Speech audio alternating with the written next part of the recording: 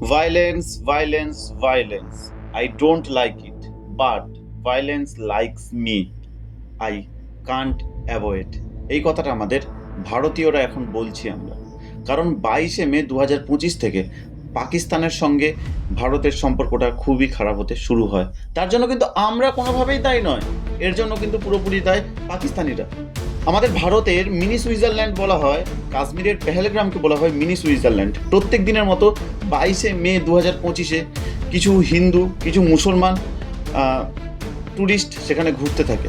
তার মধ্যে কিছু কাপুরুষ টেরারিস্ট ঢুকে পড়ে আমাদের পেহেলগ্রামের মধ্যে এবং নিরীহ কিছু হিন্দুদের টার্গেট করে মারা হয় এবং ওই সমস্ত মায়েদের সিঁদুর চলে যায়। আর আজকের সেই সিঁদুরের বদলা নেব আমরা। তো আজকে বুকে মারবো, এর আগে পেটে মারা শুরু করে দিয়েছি আমরা 22 তারিখ থেকেই।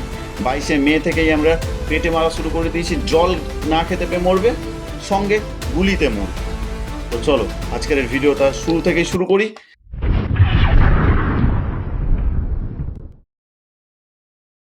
7মে 2025 রাত্রি তখন 1:51।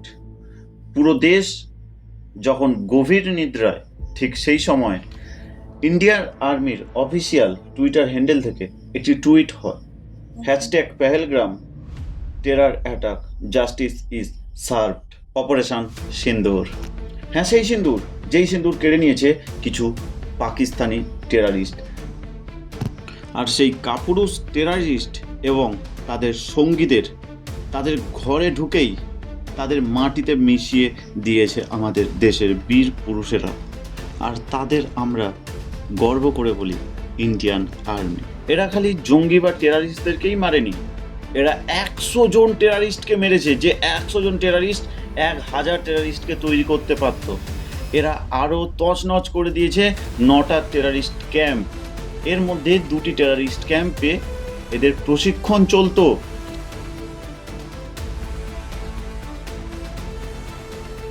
আর এটা তো দেখে আমাদের ভারতীয়দের গর্বে বুক ফুলে যাবে, মাথা অনেক বেশি উঁচু হয়ে যাবে। হ্যাঁ হ্যাঁ হ্যাঁ, আমরা ঠিক 15 থেকে 14 দিন পরে আমরা আমাদের প্রতিশোধ নিতে পেরেছি। আমরা সবাই এই মিশনটার জন্য ওয়েট করছিলাম যে কবে পাকিস্তানের মধ্যে ঢুকবে, সালা কবে পাকিস্তান টেরারিস্টদেরকে খতম করবে আমাদের দেশ। আর এটা তো সবে শুরু মাত্র, কারণ এটা যেটা ছিল এটা শুধু ট্রেলার।